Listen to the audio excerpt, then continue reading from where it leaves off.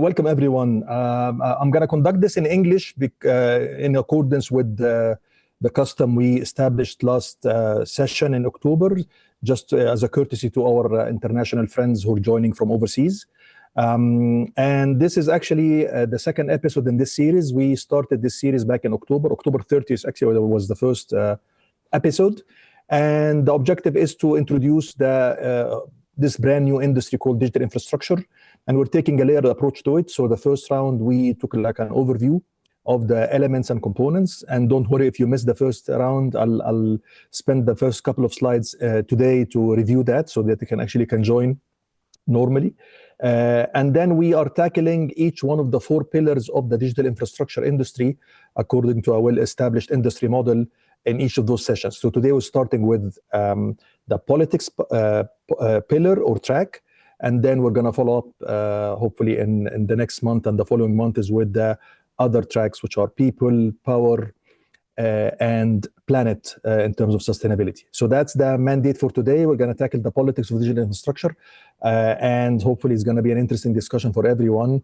And again, I'm more than happy to take questions. I'll make sure to stop during the way to allow for questions. And towards the end, we're going to have, inshallah, enough time for some comments and questions as well. So glad to be here and glad to have you with us on this journey.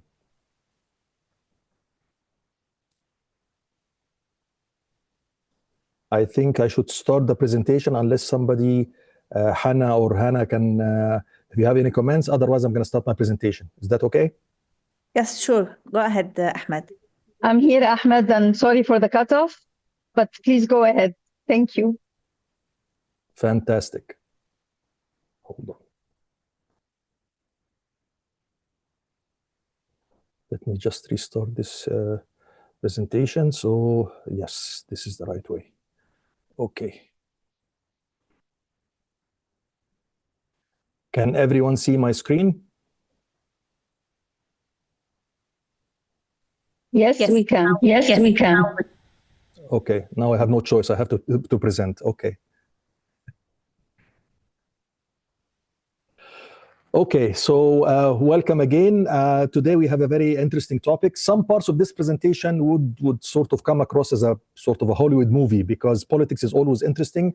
And in this particular case, politics manifests itself through security policies, clandestine operations, intelligence gathering, and a whole bunch of other sort of dark stuff. So it's a good start for the series because it highlights the importance of this brand new industry. Digital infrastructure is much, much more strategic and critical than, say, mobile communications or even the internet in some aspects. So what we're going to do today is to try to peel the layers out of this political game. What I'm going to do, or at least try to do, is to take the global context and then switch to the regional context so that we can actually understand that whatever is transpiring on the global scale also mirror itself regionally in markets that are close to us. And hopefully through the mix of this global versus regional perspective, we leave the presentation with an understanding of what really goes into these kinds of political decisions.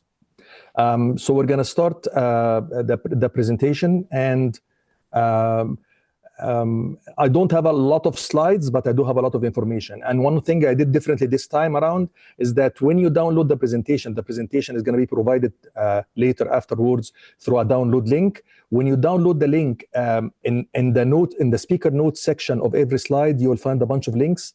I wanted this to be self-contained, so you'll have the links that went into the research of this work, if you will, so that you can do your own research and you can actually expand on the material shared today. So you'll get like 30, 40 links in the presentation. So this is like a mini report, if you will. I'm going to just recap quickly in a couple of slides what we said last October. Our first session was October 30th, so about 70 days ago. Essentially, the digital infrastructure industry is based around three main asset classes. The mobile infrastructure piece is the mobile towers. And the fixed infrastructure piece is the fiber networks, the submarine cable networks, that is essentially the plumbing of the modern world, the modern economy. And the final one is which is the hub of economic activity in the digital world, is data centers. So these are the three asset classes under the umbrella term of digital infrastructure. And no matter whether you're talking about European markets, Asian markets, or American markets, or Middle Eastern markets, these are essentially the three asset classes that investors are looking to develop and governments are looking to sort of govern or regulate. So that's what we discussed last time. And there is a model developed by Infrastructure Masons. I'm adopting that model in developing the content for this series. I just made one change. I'll let you find out that change on your own. But the model is essentially around 4 pillars, the 4 Ps we call them to make it easy to remember. And today we're starting with the first P. So the first P is politics. What goes into the digital infrastructure in terms of policy making and the political challenges and the conflicts, which is really the sexy part of this whole discussion, for lack of a better term, is who does what and who's winning and who's losing and so on. The second P is the power piece, and that's a big piece, and hopefully we'll be able to tackle this sometime in February. And the third P is the planet, which addresses the whole sustainability and environmental impact of these facilities in terms of resource utilization and compliance with the SDG development goals and so on. And the final P is people, which is probably the most important because, people are concerned about losing jobs, AI replacement, reskilling, capacity building, all sorts of stuff. So hopefully we'll be able to cover these 4 in the next few months. Today, our focus is politics, and we're going to actually look at the politics of the items I discussed in a second. So I'm going to look at data centers. I'm going to look at with you, of course, the submarine cables, and let's see what kind of politics are involved in these kinds of asset classes. So that's the wrap up. Now you're up to speed. You're not missing anything if you haven't attended the first session back in October. Today's session is about politics, and there are a number of interesting facts that we need to be aware of. 2024 was called, if you follow any of the election observatories around the world and political analysts, it was called the super election year, simply because around 72 elections took place in that year. And in 2025, we're looking at 8 or 9. So between 2024 and 2025, we're looking at 80 countries holding national elections. That's staggering because that's around 2 billion people voting. And this is important because some of those countries are massive in terms of population, Bangladesh, Indonesia, and so on. Some of them are very important in terms of political influence, like the US and the EU. So this is a watershed moment for politics around the world. In the span of 24 months, nearly 1/4 of the planet is going to change their government. Now, I know in the Middle East, this does not actually matter a lot because our politics is hardwired and not driven by election cycles. But globally, especially if you're talking about the USA and EU and so on, the change in politics will imply a lot of ramifications for emerging markets and established markets as well. For example, everyone is waiting for the new US President, Donald Trump, to be sworn in so that we understand what kind of mandate he will put on the whole data center, AI, and high-tech domain, if you will. So this is a very momentous occasion at the beginning of this century. Today we're marking 1/4 of the 21st century is sort of the last leaf is falling. So it's a very interesting moment to actually look and reflect and compare, what lessons can we learn from the past and what kind of policies do we look forward to in order to support this industry. This is a very famous quote, and any discussion about politics cannot actually be considered a serious discussion without this quote, which involves war. So again, this is a very famous quote by von Clausewitz. And today we're going to touch about war.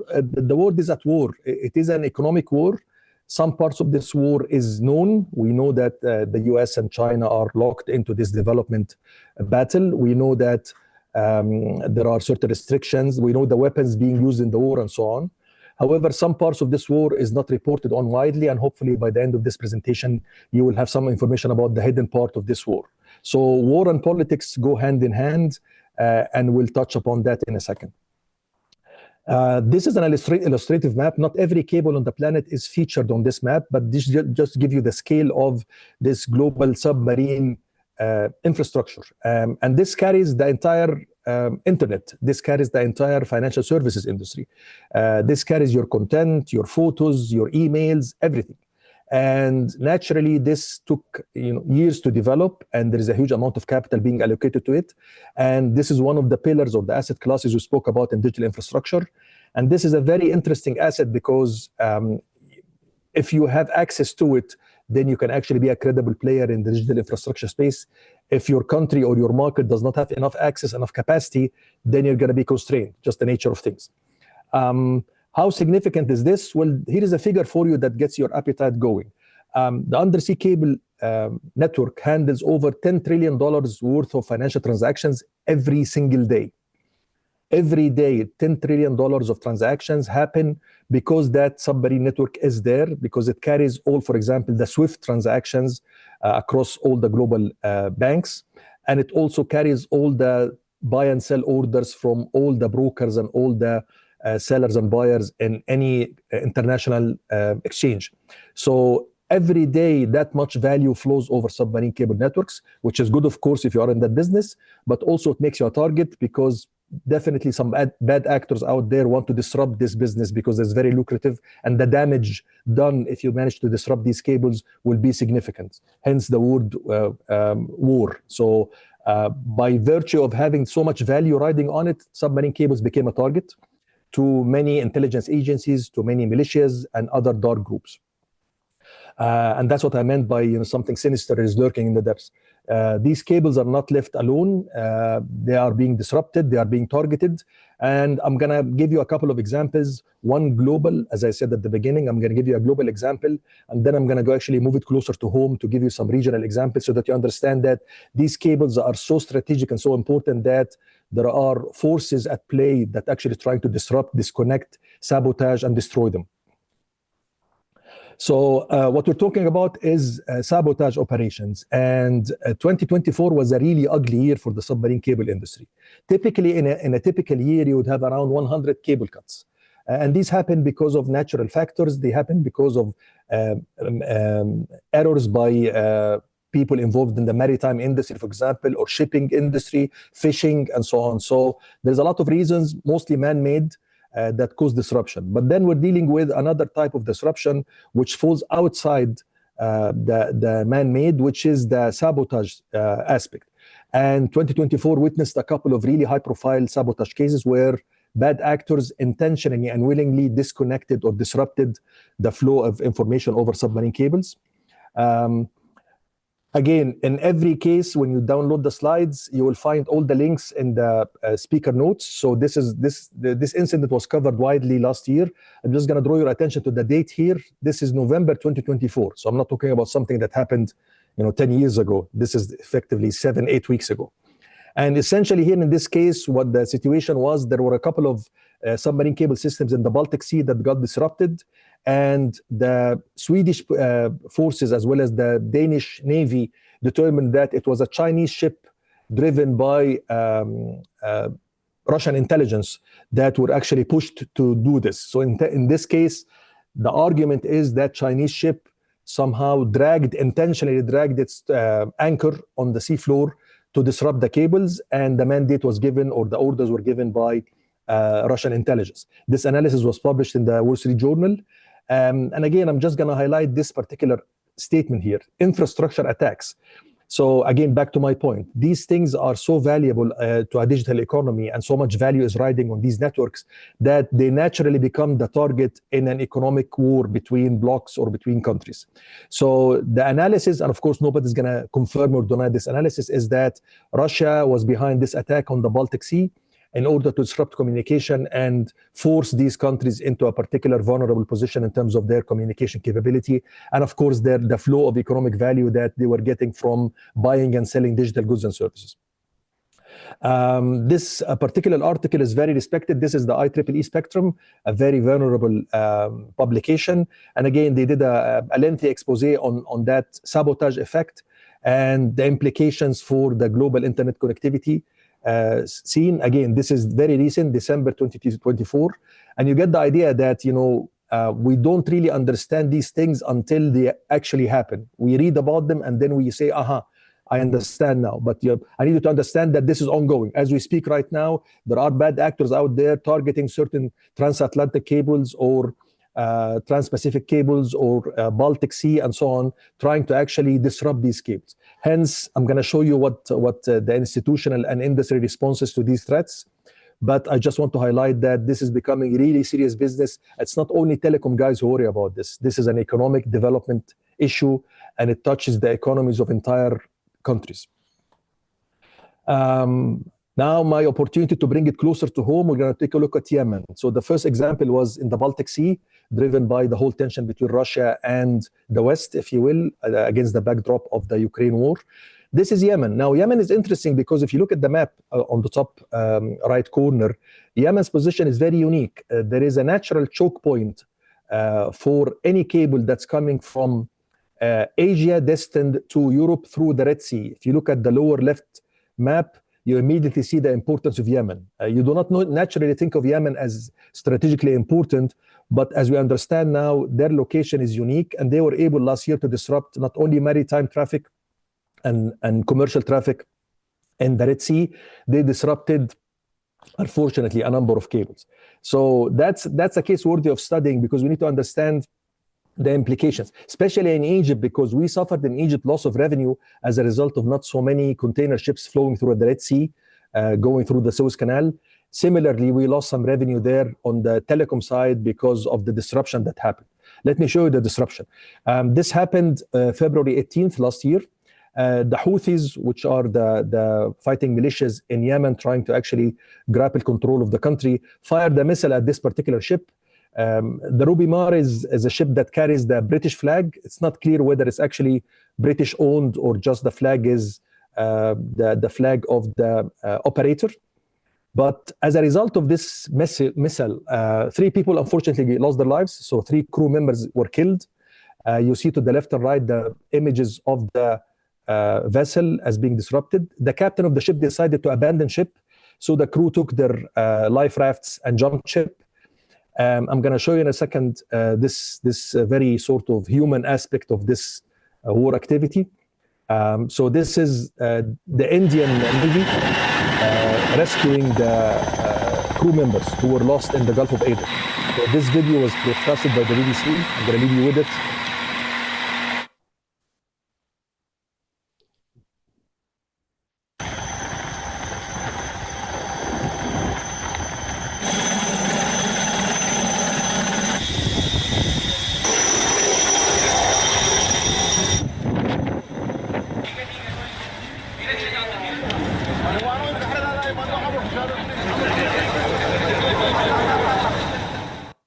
So again, at least there is a happy ending to part of the story. There is loss of life, of course, which is never good news, but at least the rest of the crew were rescued by the Indian Navy, picked up. So the question is, what happened to the ship? Now the ship, because it was abandoned and it was not the hull was not intact, before they jumped ship, the crew anchored the ship. But because of the weather conditions and the fact that this ship is no longer seaworthy, it started drifting, and it drifted around 70 kilometers from the initial position. Now, can you imagine the anchor on the sea floor dragging for 70 kilometers? All the cables in that part got tangled in that anchor. And as a result, 3 major cables passing through the Bab el-Mandab Strait got severed by that anchor. And those 3 cables practically control more than 1/4 of the traffic between Asia and Europe. So as a result of this single missile being fired on a cargo ship, and by the way, this cargo ship had an environmental aspect because they were carrying, I think, 40,000 tons of fertilizer. So as the ship sank, you had 30,000 tons of fertilizer sinking into the sea, which is an environmental catastrophe of its own. But besides that, then you have the telecom impact of this. So at this point, can you say that the Houthis disconnected internet cables? You cannot say that. They fired the missile, but they did not directly cause the missile to actually disrupt the cables. But as a result of the missile and this ship becoming not seaworthy, the anchor resulted in this massive thing. And last year was terrible in the business of telecommunication and internet backbone, because every carrier on the planet had to reroute traffic, and people were trying to figure out who has capacity to actually bypass this choke point. And the repair work itself was a nightmare, because can you imagine talking to your insurance company trying to insure a repair ship going to that part of the world to get some repair work done? So costs went sky high. There was military escorts by the Navy for these repair ships. All sorts of issues got into play as a result of this incident. But this was a wake-up call to the industry, and people now are doing something about it. Before I continue, are there any questions or comments that I can address before we continue? No? Okay. So we'll jump in, we'll continue with this story. And again, this is what I meant by saying that, you know, the politics of this digital infrastructure carry a lot of weight without actually us knowing the implications, without actually being involved. By the way, this repair ship in particular is owned by Etisalat of the UAE, or a subsidiary of Etisalat called eMarine, and this is the satellite tracking of that ship while doing the repair work. You can see the date there. This is dated June 24, and it took much longer than expected, simply because of the risk involved and because of the caution that you need to conduct marine operations with.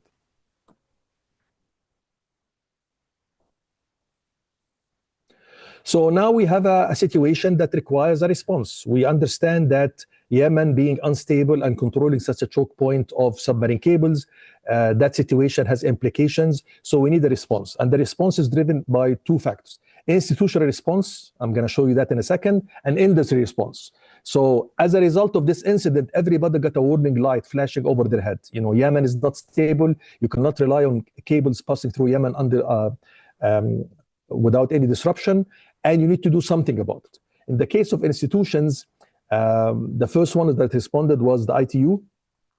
And the ITU is sort of an organization that's nearly 100 years old, or maybe a few years less. And in response, they established a new advisory board called the International Advisory Body for Submarine Cable Resilience.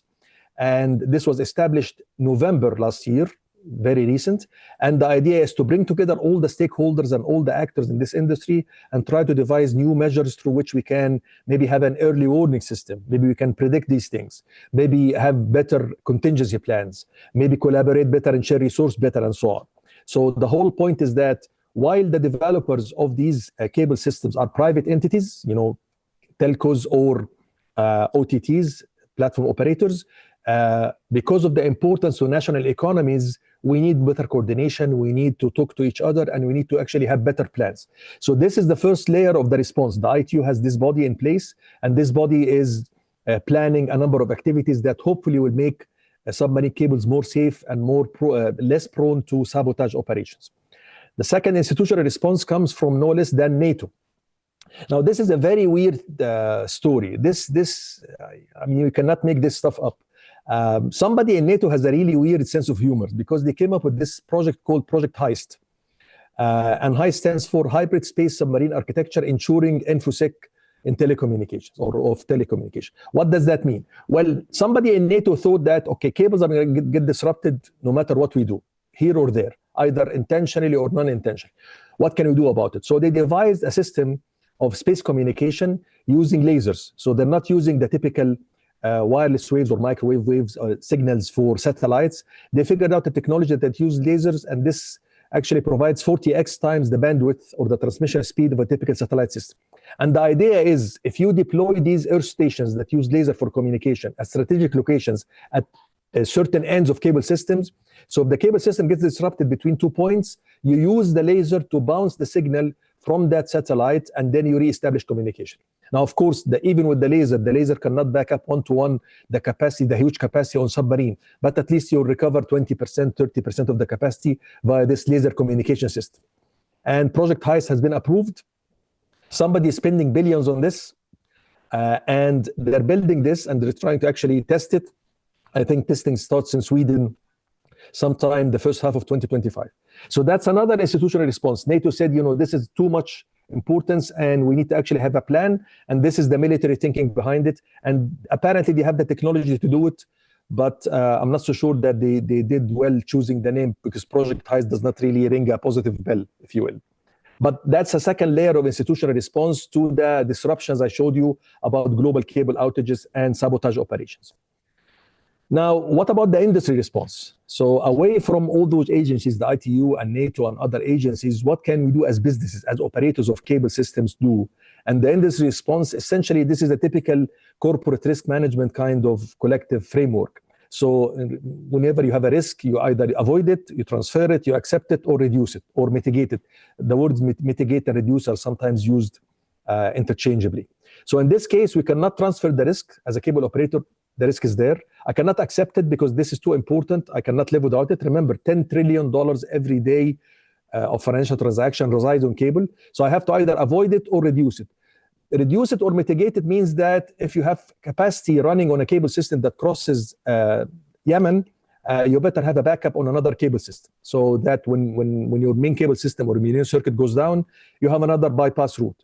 But avoiding is where the things get really interesting. The mandate in the industry right now, it has been there like that for 2024, is to do something called Red Sea bypass. So let's avoid the entirety of Red Sea. Let's not go there. Let's not even enter the Red Sea, Yemen or no Yemen. Let's not go there. Let's figure out a way to reach the Mediterranean if we're coming from Asia on a route that does not actually get us to cross these treacherous waters. Now, I can't tell you how much money is behind this. There is a ton of money behind this because everyone is become acutely aware that this is not sustainable. We cannot let such a vital transmission path in the hands of very risky systems or regimes or waters and so on. As life is, sometimes there are winners and losers. So I'll leave it to your acumen to figure out who's going to win and who's going to lose in this. Definitely Egypt is not happy about this. There is some commercial pressure on that front as well to maintain that revenue and our relevance to the region and so on.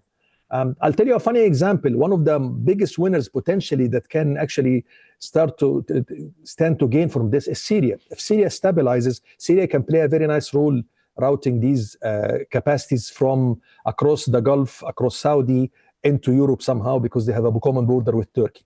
But again, Syria is a very unpredictable situation right now, so I'm not holding my breath. But the point is, this Red Sea bypass thing now is a priority, and so many systems and so many networks are being sort of planned right now to make sure that never again we have a situation like 3 cable systems going down at the same time off the coast of Yemen. So this concludes the part about the submarine politics in my presentation.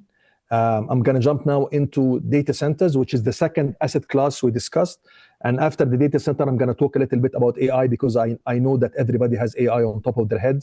And to me, AI is an infrastructure issue. It's not I'm not really concerned about ChatGPT or Claude or any of the systems or any apps that you can use on your mobile. I'm concerned about the infrastructure, because that's essentially what makes everything tick.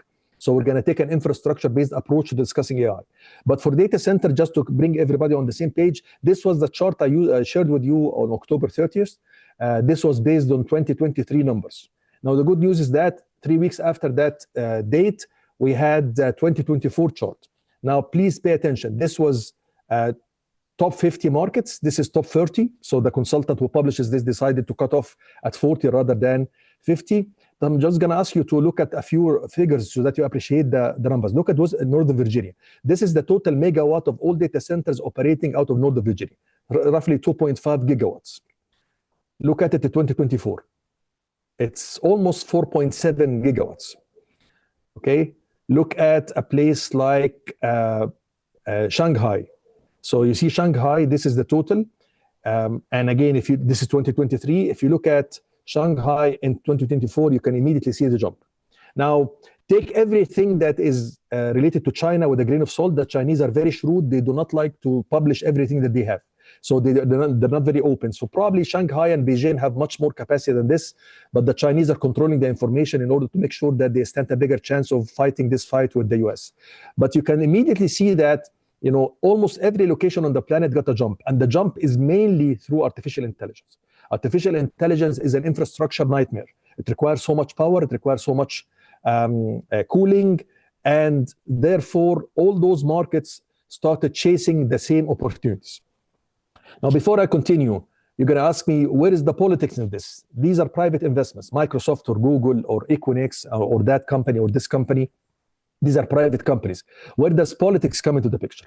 Well, the politics come into the picture because of the incentives that you need as a regulator or as a government to offer your investors. If you do not offer enough investors in terms of a reduced electricity price, or land, for example, that is fit to establish data centers, or access to submarine cable capacities at landing stations, or tax benefits, and so on. If you do not do this, the investment is going to go elsewhere. So while the capital being deployed is being spent by private entities, the decision to deploy capital in a certain market is essentially a political decision mandated by the political stack of incentives you're running there.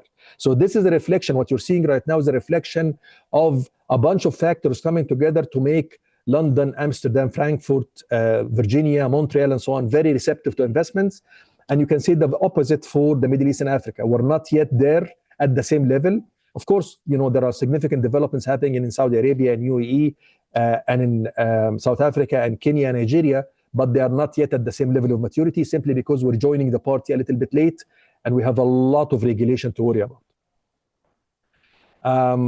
Again, speaking about infrastructure, this is a very interesting development. Back in September, the United Kingdom decided to classify data centers as critical national infrastructure. So critical national infrastructure is essentially the same treatment as water stations or energy station and so on. This gives the investors comfort that if something happens to these data centers that they spent billions developing, then they're going to get financial relief, they're going to get tax benefits, they're going to get the same level of support as if they're running a water or energy station. So the elevation of data centers to the status of critical national infrastructure is a clear indication that the UK is making a policy or putting a policy in place that is very pro-investment in these kinds of assets.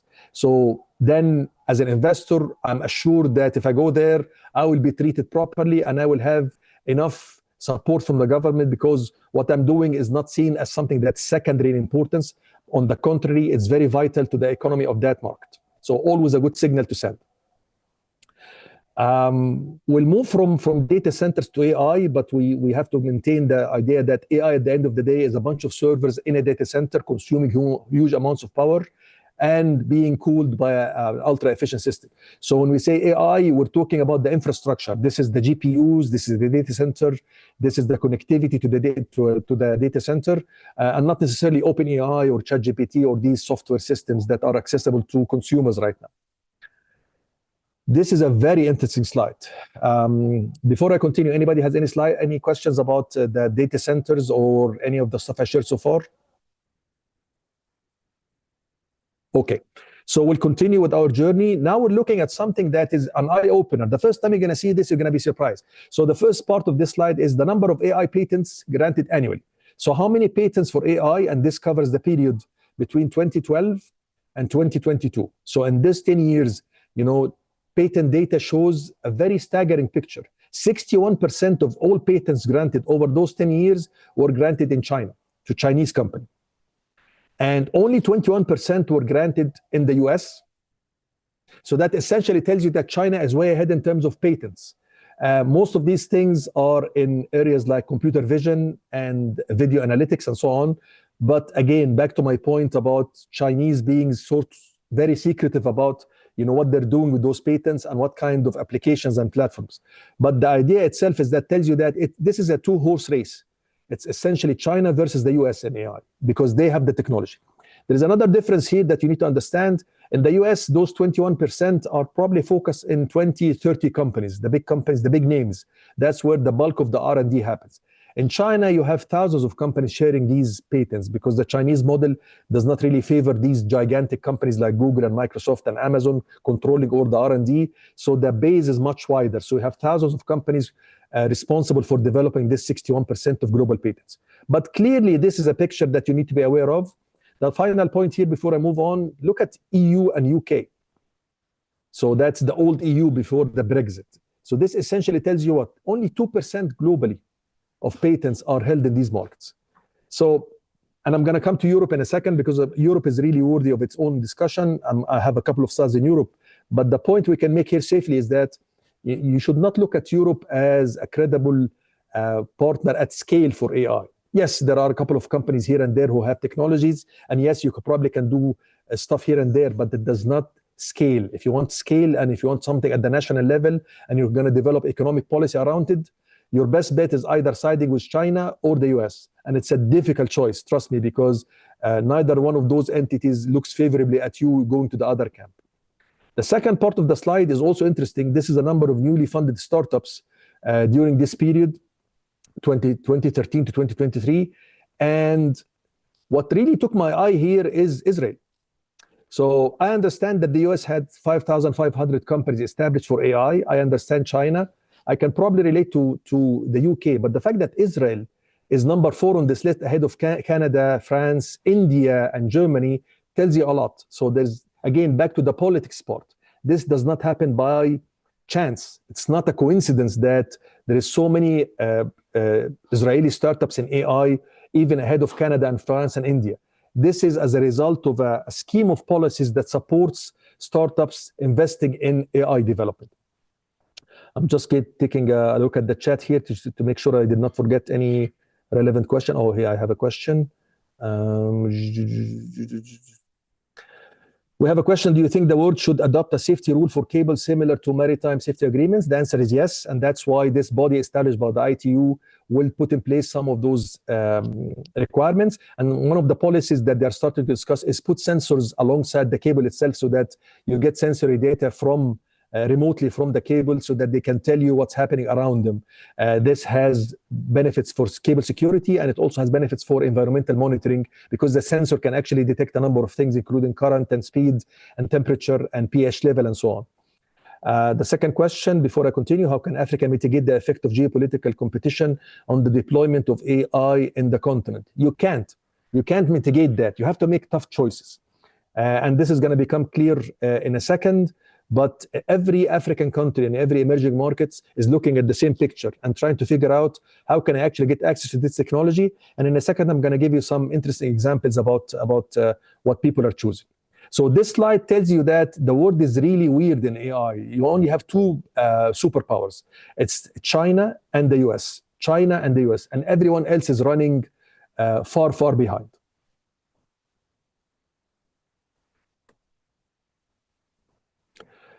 Okay, just to break the monotony, this is one of my favorite movies. Don't worry, I'm not going to force you to watch it, but this is a quote from that movie, and it's relevant, so that's why I put it. So this quote comes during one of the scenes in the movie, and the quote goes like this: in the nuclear world, the true enemy is war itself, which is very wise because as we learned from what happened when the Americans used nuclear war or atomic bomb on Japan, the winner is really nobody wins by using nuclear force because the destruction and the ramifications and the environmental impact and the damage to your image and so on makes the winner equal to the loser. So that's why, wisely enough, we haven't actually had a second incident like this, and hopefully we'll never have it.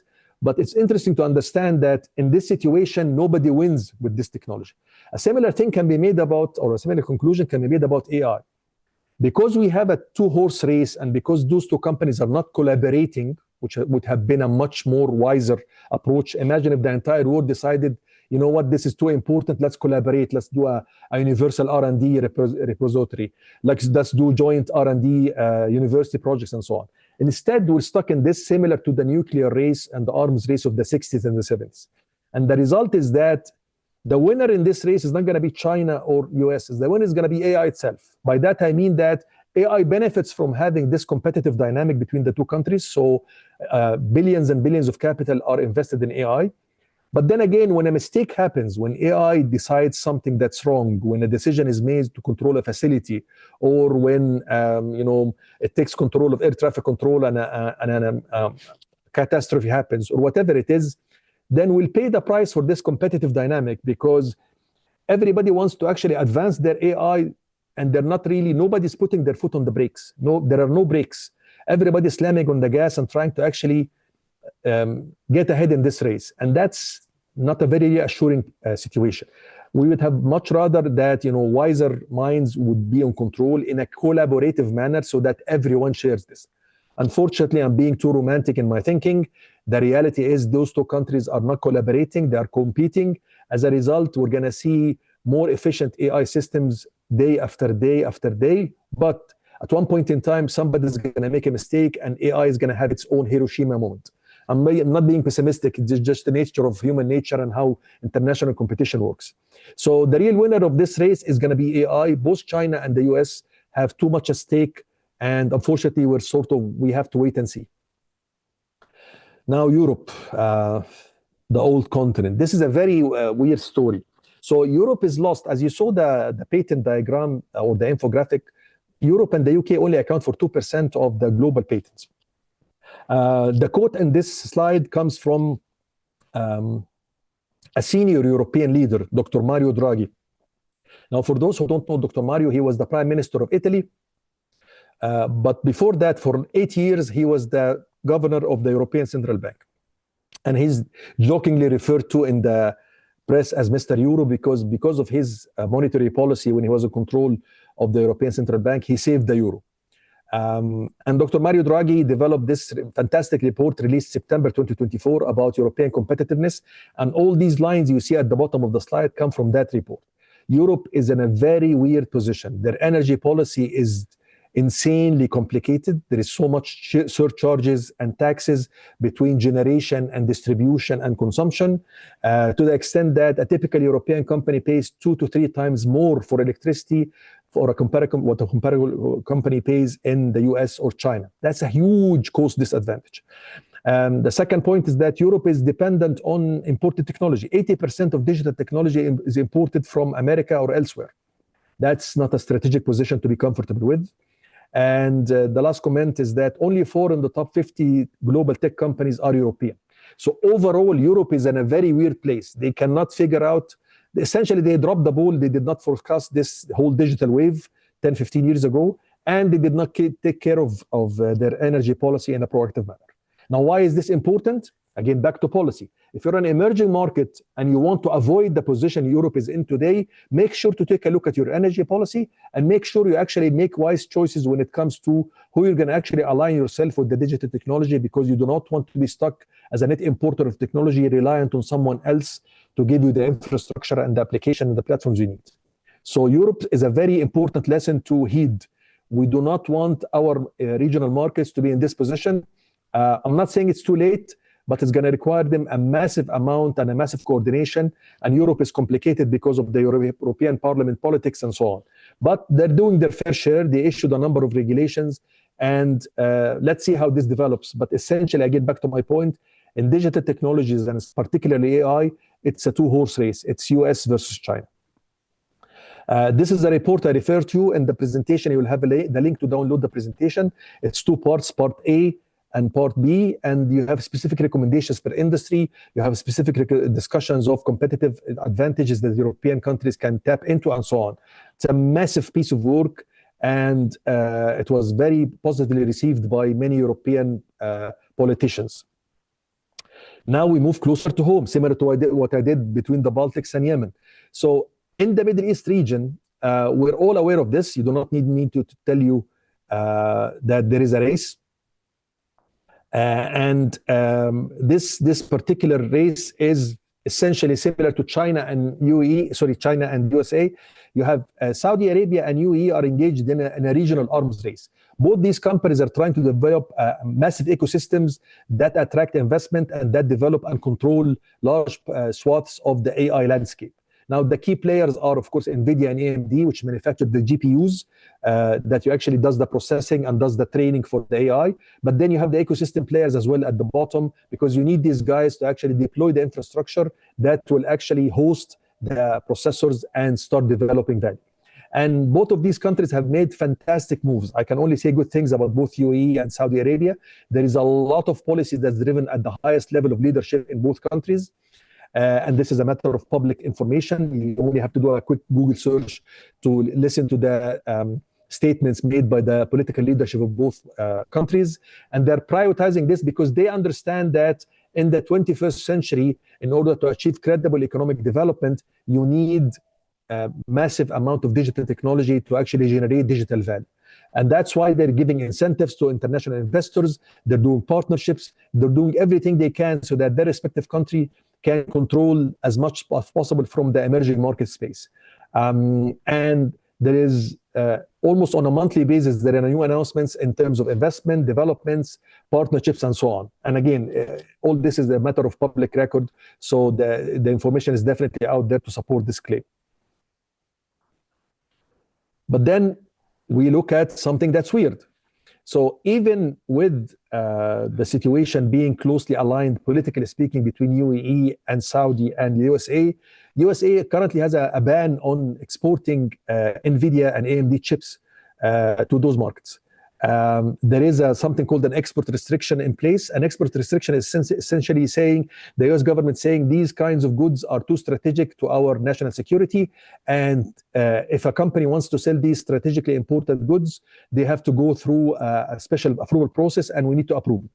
Of course, this is designed against China and Russia and North Korea and those countries that are diametrically opposed to the US. But in this case, the justification is different. The justification here is that the US is saying, well, I am not really comfortable having these NVIDIA and AMD chips deployed in these markets because they are relatively close to China politically. So there is a chance that these chips will end up indirectly in the hands of Chinese operators. So as a result, the export restrictions are in place, even though that Saudi and the UAE are some of the strongest political allies for the US, but still they're also close to China. I wanted to insert something about BRICS, but decided last minute it's going to get too complicated. But if you look at BRICS last year, UAE joined BRICS, and China is in BRICS as well as Russia. And the last meeting of the BRICS countries in Russia last year, they have a digital infrastructure track, and they also have an AI track that you can actually get assistance from. And that part caused the USA to be a little bit more nervous. So they implemented this. And again, you have the whole story about Microsoft investing in G42 and UAE as another example of, the US saying, make up your mind. Are you with me or against me? And as I said, this is a choice that every country has to come to grips with. You cannot really expect to get a lot of support from the US if you're aligning with China, and vice versa. And unfortunately, these are the only two players in the technology space that can give you what you need in terms of AI platforms and chips. And even China is reliant on the US, hence the ban. So keep this in mind. This is a fantastic example of a policy that is specifically driven by digital value creation and digital infrastructure. I'm nearing the end of my presentation. This is the final third. As a result of all these discussions about digital infrastructure and who controls what, and the private versus public actors in this space, there is this concept that's slowly emerging called digital sovereignty. And it has to do with a country's control not only of infrastructure, but the platforms and the data it needs to achieve its economic activities. So similar to the traditional sovereignty, your sovereignty is not complete if you're reliant on someone else for models. And by the way, it's not only infrastructure. If you use someone else's let's say OpenAI, use ChatGPT, that model was not developed by you. It's controlled and owned and operated by someone else. That means that your data is being processed by a system that you do not really quite understand what went into developing. That's why, for example, UAE has developed not one but two AI systems. There is a trend in the industry called sovereign AI. I think one of them is JICE and the other is Falcon, if I remember correctly. I know Saudi is doing something else. So the idea is that I need to control not only the infrastructure and the data center, I also need to control the model itself, because then I'm sure that the training of the model is consistent with my objectives and there is nothing behind the scenes that I'm not comfortable with. This is very recent. This is January this year, so about 3 days ago. And I'll lift you the link. This is the World Economic Forum discussing sovereignty and different approaches. I'm not going to go into detail about the different approaches, but I just wanted to highlight the fact that this is real. This is something that ministries and governments and national security advisors talk about every day around the globe. So we might as well join the discussion. We might as well educate ourselves about what's happening, why is it happening, so that we do not get sort of surprised, because surprises are nasty. There is also another very interesting, actually, emerging term in the business called tech diplomacy. Now, do not confuse this with digital diplomacy or e-diplomacy or any of the other diplomacy terms. Tech diplomacy is there for a reason, because we have a very complicated situation whereby you have a bunch of private entities controlling so much of the international digital services landscape. Think about Meta, Google, Amazon, Apple, and Microsoft. I think the CEO of Meta 3 days ago on a podcast bragged about having 3.2 billion daily users of Instagram, WhatsApp, Facebook, and Messenger. Think about that. 3.2 billion users use the platform. That's too much power in the hands of a single company. Similarly, with Google, you have YouTube and Maps and email and so on, Microsoft, Apple, and Amazon as well. So we need something like a new framework that actually allows us to figure out how to actually exercise diplomatic activities with non-state actors. And this is the closest definition I can show you. It's very recent as well. This is defined, published 2022. And as you see the definition, the conduct and practice of international diplomatic dialogue and negotiations on global digital policy and emerging technological issues among states and the private sector. This is the most important part. So as governments, we cannot really have much control over Google because Google is not a mobile operator. It's not an information service provider licensed within a country. I cannot revoke their license. I cannot disconnect them. I cannot block them. But then we need to have some sort of mechanism whereby we can conduct diplomacy with these non-government or non-state actors. And this is where tech diplomacy comes into the picture. And the winning card that governments have in this political discussion is the fact that you control the incentives. You can give them power, you can give them land, you can give them access to submarine cable stations. So you have something that these companies need in order to launch their platforms, and hence you have some leeway in actually having a dialogue that actually achieves your objectives while protecting you from too much excessive control. I'm going to use this example as an example of tech diplomacy. This is an organization that I encourage everyone to take a look at. It's called DCO. DCO was established November 2020. If you remember that year, I know everybody wants to forget that year, the year of the corona. But in November 2020, they launched this. And the DCO is headquartered in Riyadh. So the idea came from the Saudi leadership to establish this fantastic organization. And the name itself is very interesting, Digital Cooperation Organization. This is an industry or an industry association or a club or an organization that is not a telco regulator, does not really focus on any particular asset class. It's about digital cooperation that includes investment promotion, innovation, transformation, capacity building. And in the past 4 years, they managed to grow their portfolio admirably. Let me show you this slide. Maybe this will open your eyes. So this is essentially all the countries that are members in the DCO. So the original 7 are at the top, the original 5 in November 2020, but by the time they got incorporated, they added Nigeria and Oman. So at the top, you have these countries. These are the founding members of the DCO. And then over time, you see here, they added Rwanda, Morocco, Djibouti, Cyprus, the Gambia, Ghana, Bangladesh, Qatar, and Greece. And you have 16 countries members of this club, and they're focused solely on digital infrastructure, digital products and services, digital innovation, and so on. And that gives them a very unique position because, back to my point about having a seat at the table discussing with global non-state actors, this organization can do a lot if they want to. So one of the ideas that I keep entertaining in my mind is that if this organization wants to replicate GATT, if you remember the General Agreement on Trade and Tariff, and you want to actually have like a trade bloc, and you want to actually negotiate as one entity across the 16 markets that are in front of you with the likes of Meta and so on. And I'm not talking about misinformation or rumors. I'm talking about, having some sort of universal approach to how partnerships access pricing, trades and services, and so on, training opportunities for your employees or your staff or your citizens, and so on. So this organization is unique because they were born digital, and their DNA is completely digital. There are no roots there in telco or elsewhere. So it makes it an interesting organization or an interesting model to look at, analyze, and figure out if this makes sense at one level on a regional basis, and so on. The markets couldn't be more different. You have Greece and Cyprus from Europe, and then you have Kuwait and Bahrain and Saudi from the Middle East, and then you have Pakistan and Asia and Bangladesh, and yet you have Morocco and so on. So it's a very interesting organization to keep a track on. And with that, I come to the conclusion of my sort of expose on politics. The idea was to show you how political maneuvering and political jockeying for position is influencing decision to building data centers, deploying AI systems, or protecting submarine cables. All these are digital infrastructure assets, and all these, they're becoming too important.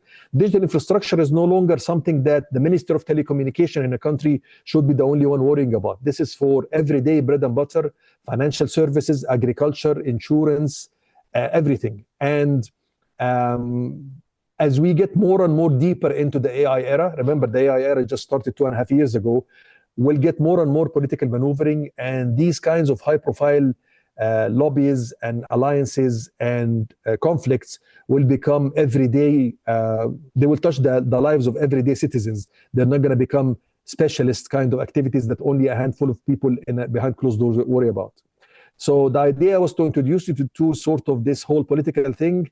This involves intelligence agencies, militaries, NATO, and so on. And hopefully I've given you a flavor of this. And the closing remark is that this does not end. It's a never-ending puzzle. And we all need to be vigilant, and we all need to be aware of these trade-offs and these opportunities. And especially in the Middle East, there are so many things happening. We have seen Yemen, we have seen Syria. So a lot of things will change and continue to change, and we need to figure out how actually to best take advantage of this. And the final message, you cannot ignore this. It's not safe to ignore this. It's not safe to say, you know what, I'm not going to play in this market. I'm not going to develop my infrastructure, because you're setting yourself up to be sort of subjugated by another more dominant regional force. And that's something that I'm sure everyone wants to avoid. That's it. I'm done with my presentation. I'm going to stop sharing now. And the floor is open. If somebody wants to raise a question. I'm looking at Ms. Hadi Al-Minyawi's question on the chat. Too many policies and regulations worldwide make it confusing and difficult to follow. How can we deal effectively with all of those regulations? Well, that's an open-ended question. I wish there was a straightforward answer. It requires more and more openness and dialogue, but this is complicated by the fact that we're living in a bipolar world.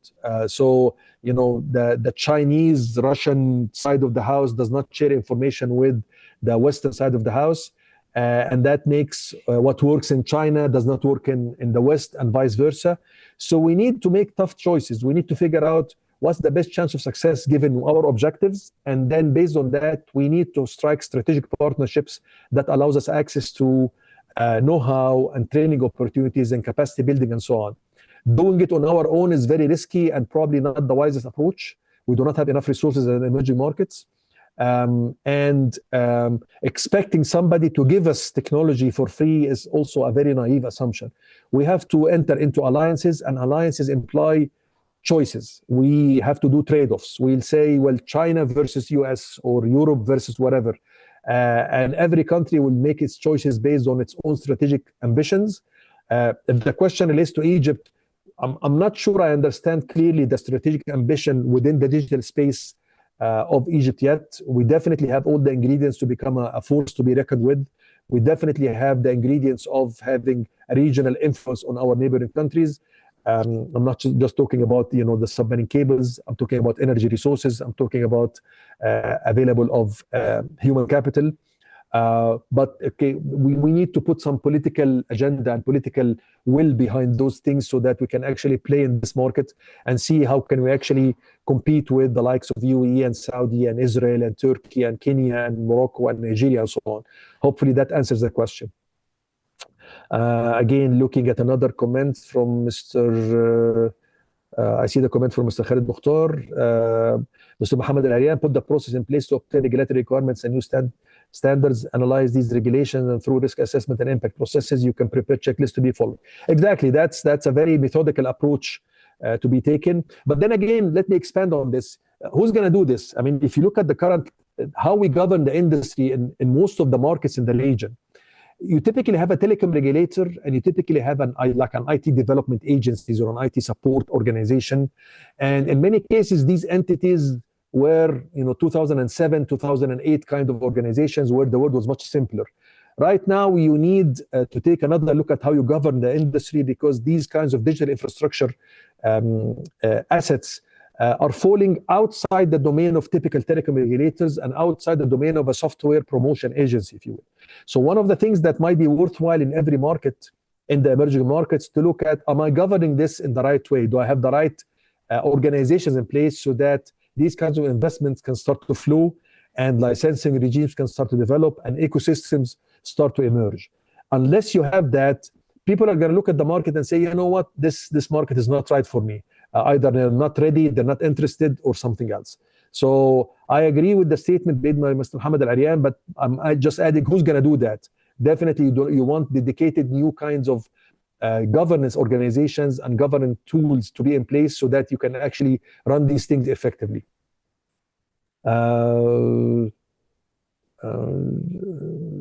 I think I'm done with the questions. And again, I want to give everyone a fair chance to comment. If somebody wants to raise a question right now, besides the chat, feel free to sort of grab the mic and share your question. ممكن اتكلم احمد لو سمحت؟ احمد العطيفي يعني. اتفضل يا فندم. انا بس I want to have a couple of comments on Egypt. طبعا thank you very much for this overview and update. وانت you touched on the most يعني important issues and subject موجوده حاليا challenges الموجوده. طبعا انت تذكر ان احنا في 2006 كنا ابتدينا نحط policy. We started a policy in order for Egypt to benefit from the submarine cables that are there, which currently this advantage that has been long there and it has not been duly benefited from. Now it's coming under threat, and we might no longer be able to have the unique position that we enjoyed for the last 40 years. When we started regulating the market and looking how we can build our own cable and own part of the pie, we have put at that time three main objectives in mind. The first objective was to make Egypt the lowest cost in terms of internet services in the world. And because of our unique position, we could achieve that. The second is that we have said that we already control 8 to 7%, maybe 10% of the traffic. So we can achieve a goal of building a hosting infrastructure in cloud services of about 8 to 10% of the world and have them hosted in Egypt. And this was the target that was put in 2006. At the time, we envisaged that in 2010 or 2012, the industry will be around $40 billion. Now the industry exceeds a couple of $billion, is going to exceed a couple of $1 billion. So the problem in Egypt actually is not a problem. We have a very good natural advantage, but usually we lose our natural advantage through the regulations, which works against what our benefits or what we can do.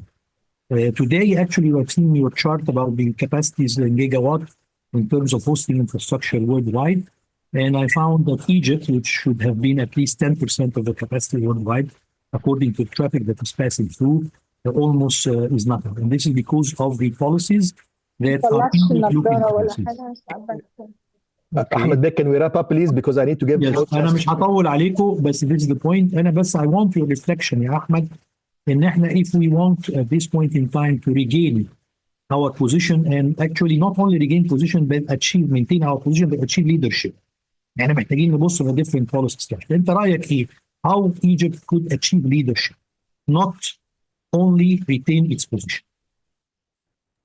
Okay, I'll try to answer and then I'm going to go to in order, Mr. Omar Badr and then Mr. Bill Graham on the question. So I'll tackle your questions immediately, but I need to answer Mr. Ahmed Al-Atifi's question.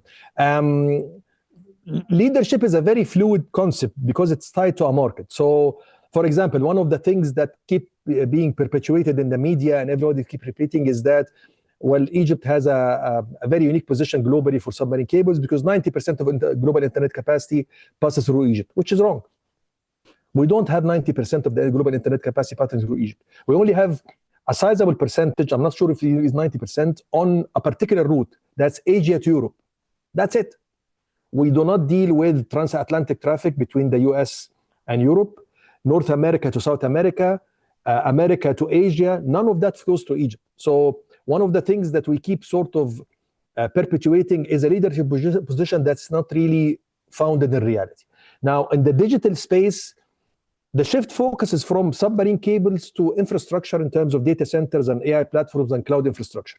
So it becomes the plumbing. So having cables is nice, but unless you do something with those cables in terms of monetizing that in the form of applications that you offer or content that you host and so on, then all the capacity in the world is not going to be meaningful.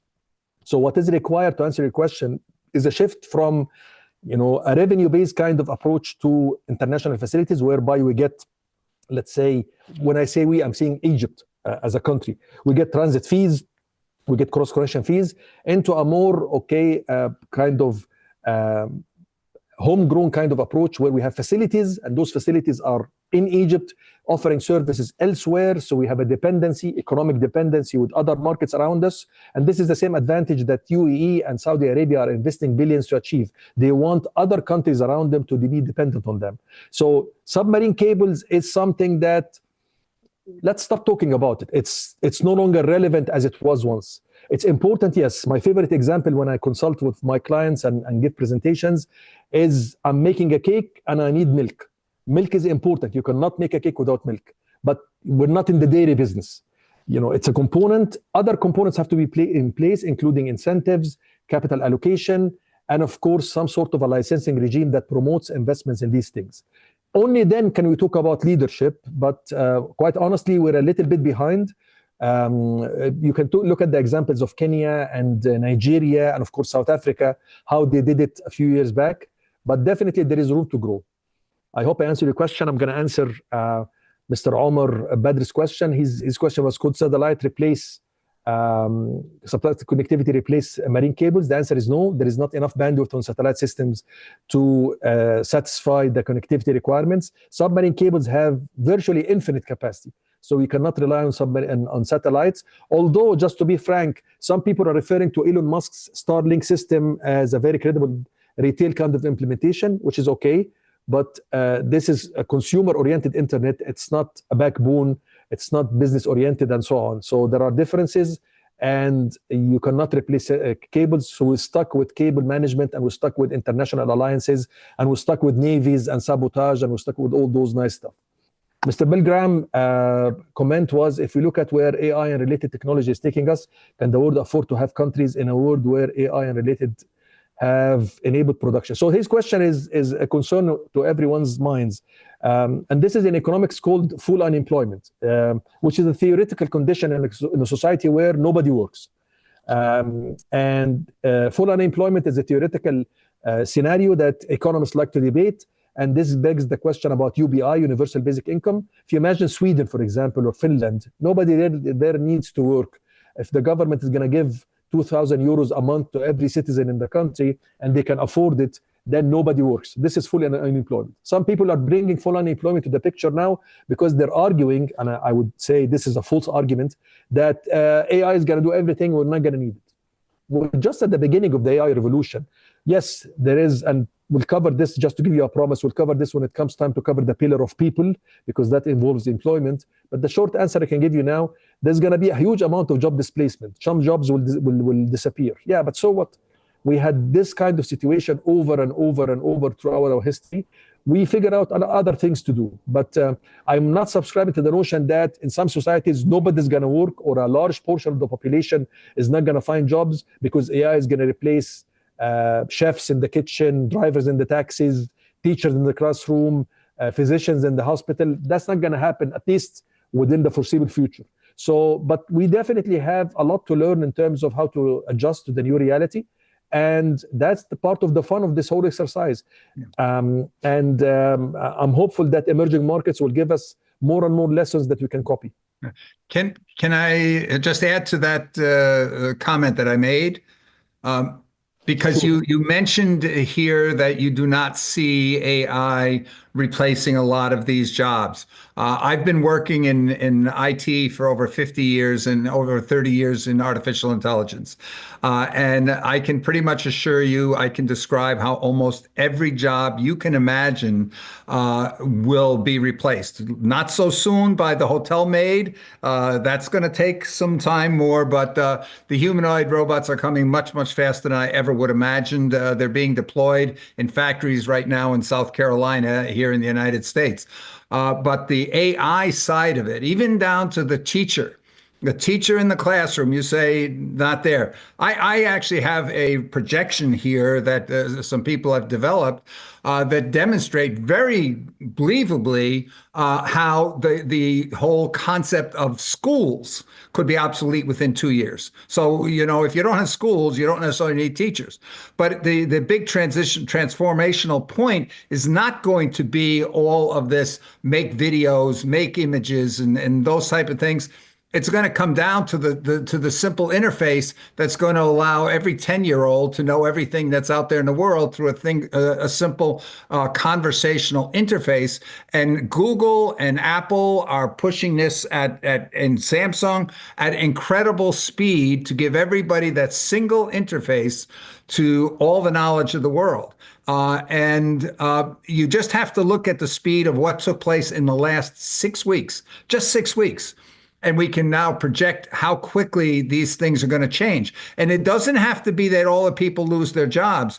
If 30% of the people lose their jobs, or if 30% of the people are afraid they might lose their jobs in a year or so, this is going to drive that big push for the universal global basic incomes, which probably will not work because they're not going to deal with the situation in DR Congo versus the situation in Sweden. Anyway, I just wanted to add that. Thank you.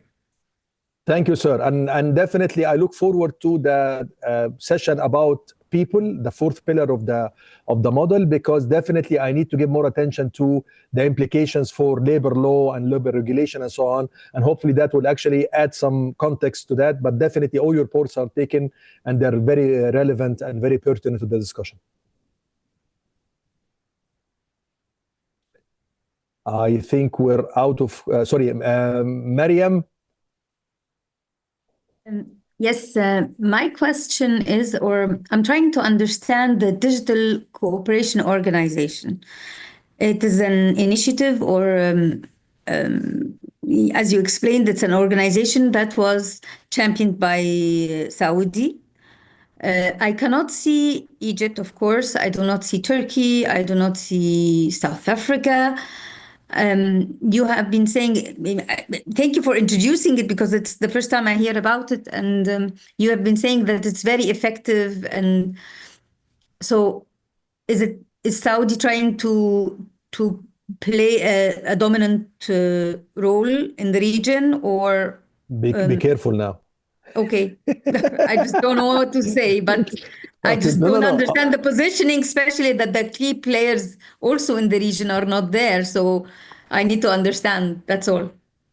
Okay. So it's a very valid question. Thank you for that. And if you look at the 16 countries currently under the DCO, you'll find 5 Gulf countries. So Saudi is there, Bahrain is there, Qatar is there now, and Kuwait. Jordan is there, by the way, as well. So the only country in the Gulf that's not member of DCO is UAE. So the organization is headquartered in Saudi. The Secretary General is a very respected lady. Her name is Dima Al Yahya. Very impressive resume. And she has been the Secretary General since they incorporated early 2021. The chairmanship rotates. I think the current chairman was, last year it was Bahrain. I'm not so sure who's this year. Now, to your question, having an organization that has Bangladesh and Cyprus and Greece and Gambia and Jordan in it is not easy. What they're trying to do is to create the equivalent of the ITU, for lack of a better analogy, but away from telecom, away from software, and focus on promoting bilateral investment. It's like a club. So if you're a member of the club, you get priority in investment flowing from other members of the club.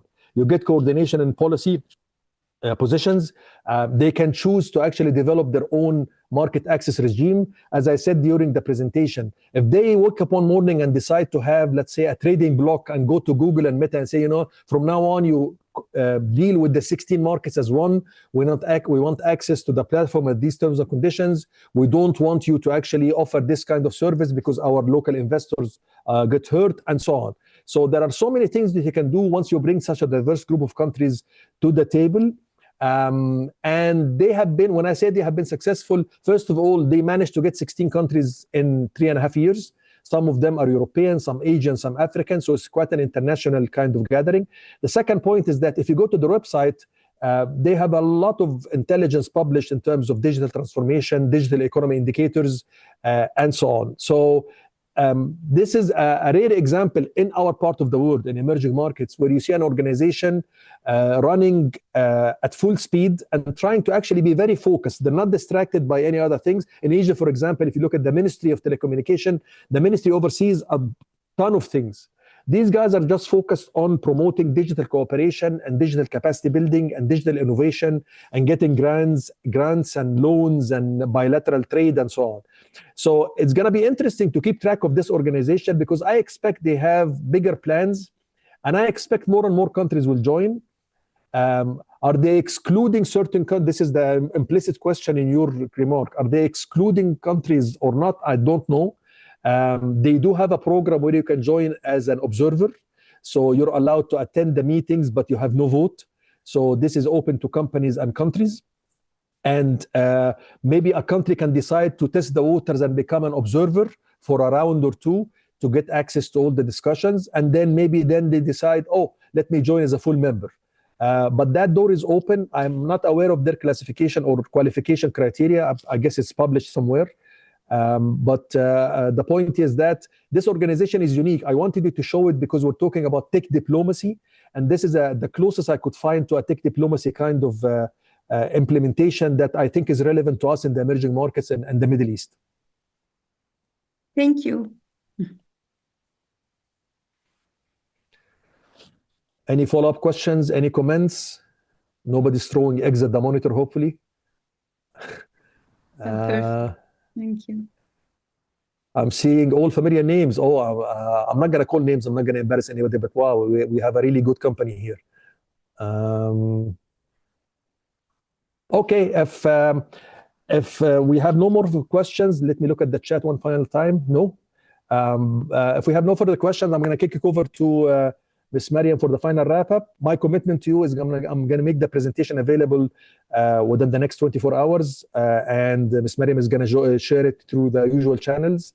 And that's it from my side. Back to Mariam. So I'm just saying thank you for this mind-triggering session. It was very interesting. We all enjoyed it. I think our colleagues who were watching the broadcast as well, the live also on YouTube, were enjoying it as well. We will post your presentation and the feedback from everybody also to everyone.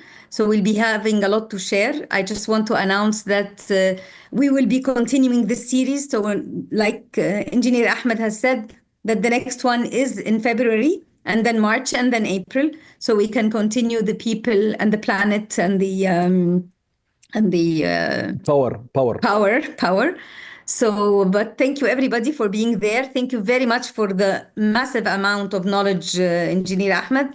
And we're looking forward really, really to enjoy the people part. So I'm sure it will engage a larger crowd, I'm sure. Thank you very much. Inshallah. Looking forward. Yes. Thank you, everybody. Thank you for being there. I'm sure you all enjoyed it, and we'll take it from there. Thank you. And please follow Internet Masr page. Thank you. Yeah, please do.